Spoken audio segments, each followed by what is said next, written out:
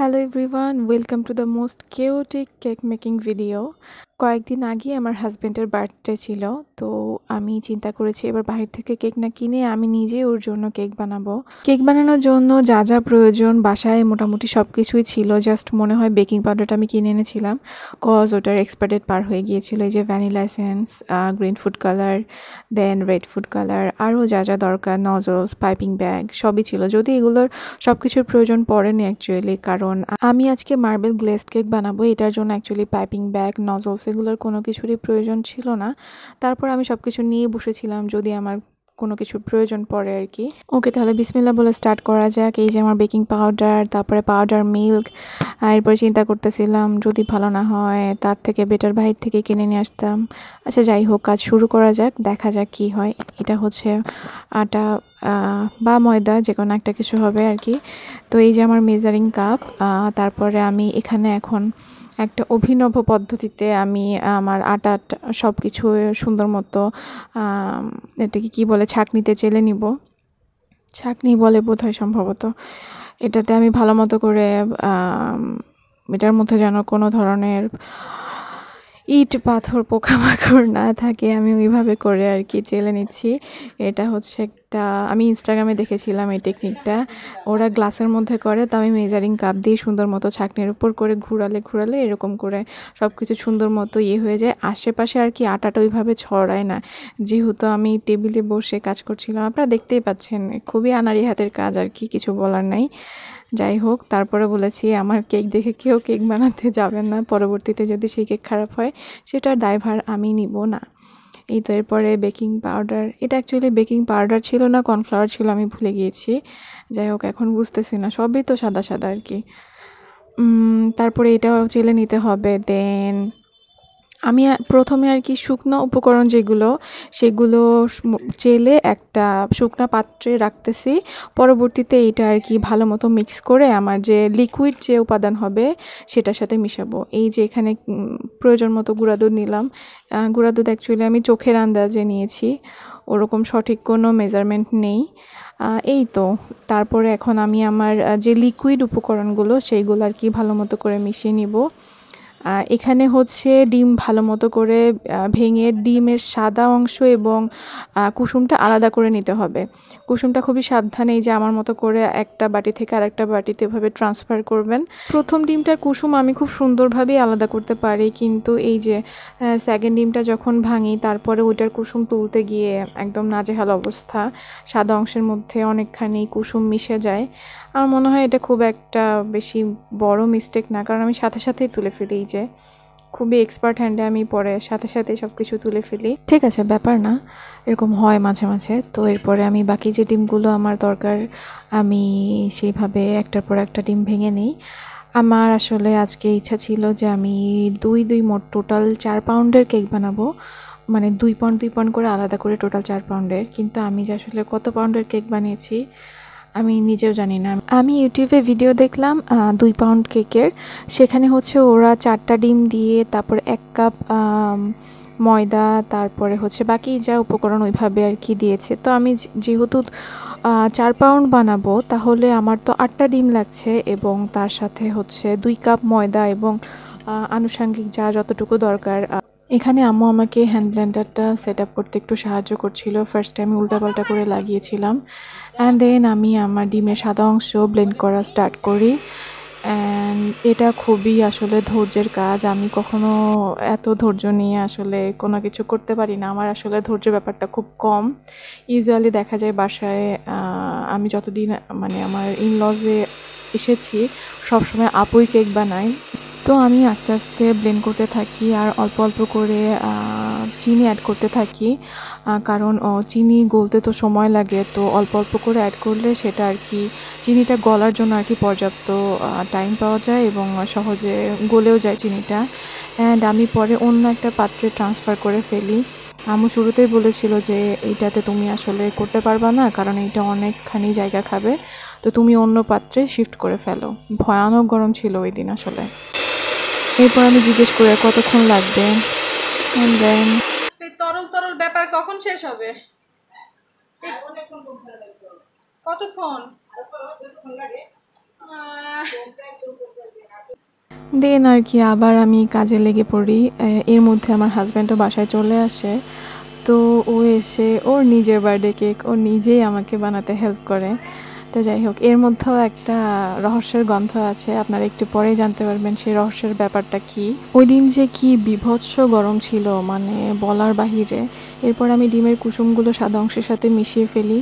দেখলাম ওর অনেক সুন্দর মতো ব্লেন্ড হচ্ছিল, মানে এত সুন্দর ফ্রদি একটা টেক্সচার হচ্ছিল, এটা দেখে আমি একদম খুশিতে আত্মহারা হয়ে যাই। এরপর ওকে একটু শাবাশি দিলাম। অলমোস্ট আমাদের মানে ডিমের সাদা অংশের যে ফোমি ফোমি ব্যাপারটা, এটা একদম হয়ে গিয়েছিল। এই যে দেখতে পাবেন ঠিক এরকম একটা টেক্সচার হবে, মানে আপনি এটা দিয়ে উপরে নাম লিখতে পারবেন, এতটুকু ঘনত্ব হবে আর কি ব্যাপারটা। তো এরপরে আমার শুকনো উপকরণ মিশানো শেষ, তারপরে আমার ব্যাটার বানানো শেষ। নাও মিক্সিং টাইম। এটা খুবই ইম্পর্ট্যান্ট পার্ট, কারণ আমি মনে করি আমার কেকটা যে একটু খারাপ হয়েছিল, আমার প্রপারলি মিক্সিং না করার কারণে আসলে আমার কেকটা একটু খারাপ হয়েছিল। পরে আপনারা দেখতেই পাবেন আর কি কেকের আউটকাম কেমন আসে। আমও বলতেছিল এটা হয়নি, আরও একটু মানে ব্লেন্ড করতে হবে, আরও একদম ফোমি ফোমি টেক্সচার করে ফেলতে হবে। কিন্তু আমি বলছিলাম না, ঠিক আছে, আমি তো একটু সফট কেক বানাবো, আমার কেকটা বেশি ফোমি হয়ে গেলে আবার ড্রাই না হয়ে যায়। তো এই তো আমি শুকনো উপকরণগুলো বেকিং পাউডার দিয়ে একেবারে সুন্দর মতো করে মিশিয়ে নিচ্ছিলাম। দেন এইখানেও আমি একটু ভুল করেছি, যে এটা আরও সুন্দর করে মিশাতে হবে। আপনাদের বললাম না যে রহস্যের ব্যাপার, এটাই সেই রহস্যের ব্যাপার। সে আমাকে এখন জানাচ্ছে তার 6টা না 6:30টার দিকে ফুটবল ম্যাচ আছে। মানে আমার হাজব্যান্ড যদি ডক্টর না হতো, সে অবশ্যই একজন ফুটবলার হতো, there is no doubt about it. আচ্ছা যাই হোক, আমরা আবার রেসিপিতে ফেরত আসি।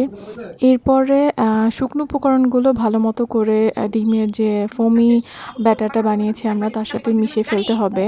আমি এখানে বলতে ভুলে গিয়েছি, আমি এখানে 1 কাপ পরিমাণ ভেজিটেবল অয়েলও ইউজ করি, অ্যান্ড ওটাও আর কি লিকুইড উপকরণের সাথেই আমি মিশিয়েছিলাম। এরপরে এই তো ভালো মতো করে এটা মিশিয়ে এখন আমি 2 ভাগে ভাগ করে নিব ব্যাটারটা, কারণ আমি এখন ফুড কালার মিক্স করব। তো আমার কাছে যেহেতু আর কোনো ফুড কালার ছিল না, সো আমি একটাতে রেড ফুড কালার মিশিয়েছি, দেন আর একটাতে হচ্ছে গ্রিন ফুড কালার, অ্যান্ড আরেকটা ব্যাটারে হচ্ছে আমি গ্রিন অ্যান্ড রেড দুটো মিক্স করে অন্য একটা কালার বানানোর ট্রাই করেছি। বাট যদিও এরকম আউটকাম আসে নাই, ওইটা একদম ব্রাউনিশ একটা শেড হয়েছে। ওটা মানে ভিডিওতে দেখবেন আপনারা পিঙ্কিশ একটা শেড দেখাচ্ছে। তো পরে ওইটাতে আমি আরও লাল মানে ফুড কালার মিশিয়ে একদম টকটকে লাল বানিয়ে ফেলি। অ্যান্ড এরপরে হচ্ছে আমি আসলে এটা যেহেতু মার্বেল গ্লেজড কেক বানাচ্ছি, তো এটা আমি ভিতরের অংশটুকু একটু মার্বেলি ফিনিশ দেওয়ার জন্য এরকম ডিফারেন্ট কালারের ব্যাটার বানিয়েছি।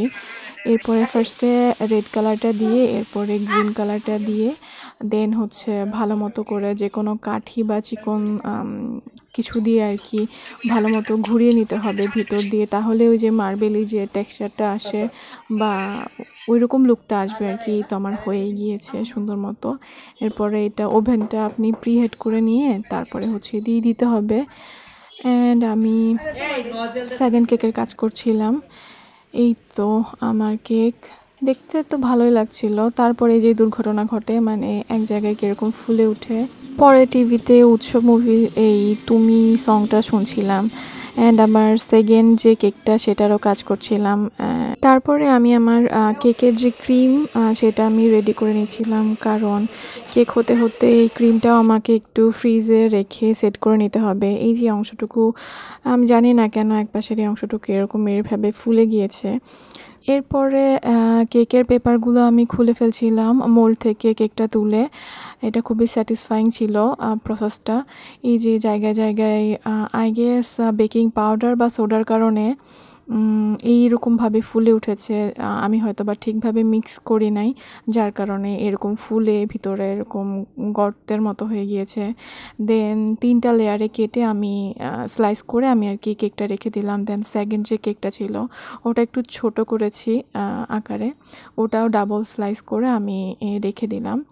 এরপরে আমি যে ক্রিমটা বানিয়েছি সেটা আর কি অ্যাপ্লাই করার পালা।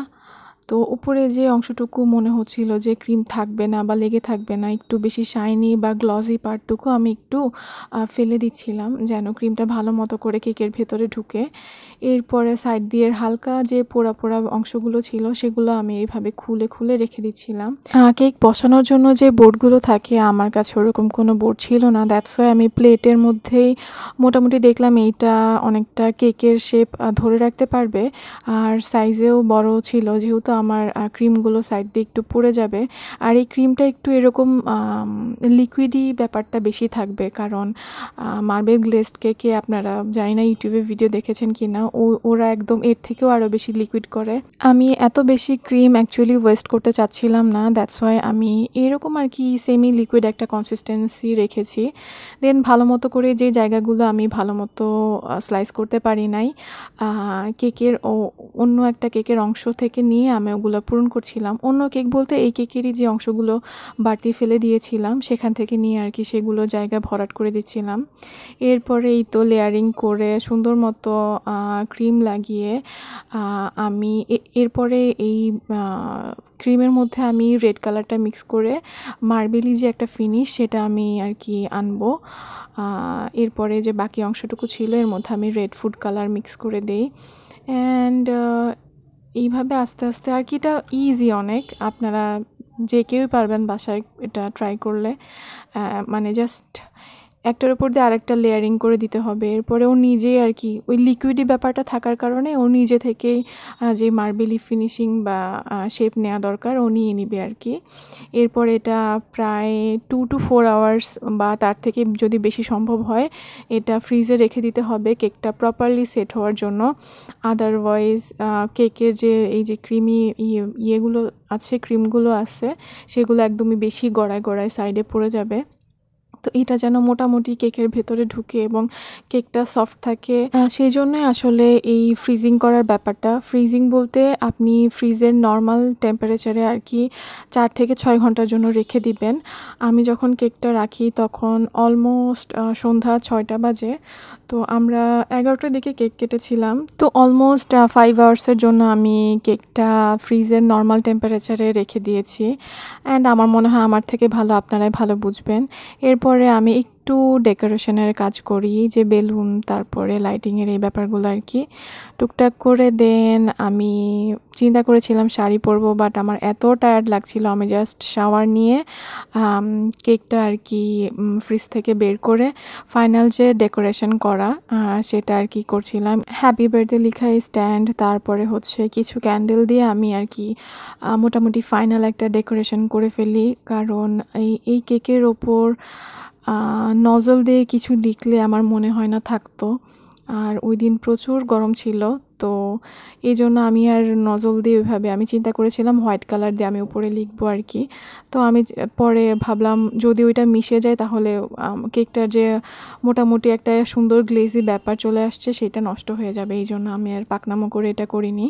তো ক্যান্ডেল আর এই হ্যাপি বার্থডে স্ট্যান্ড দিয়ে মোটামুটি শেষ করি। আমার হাজব্যান্ড ও খুবই খুশি হয়েছিল ওই দিন। আমার শাশুড়িও বলছিল, মানে আম্মু, সেও বলছিল না সুন্দর হয়েছে ফাইনালি দেখতে। শুরুতে আমি খুবই ডিসঅ্যাপয়েন্ট হয়ে যাই কেকের আউটকাম দেখে, কারণ ওই যে মাঝখানে ফুলে গিয়েছিল।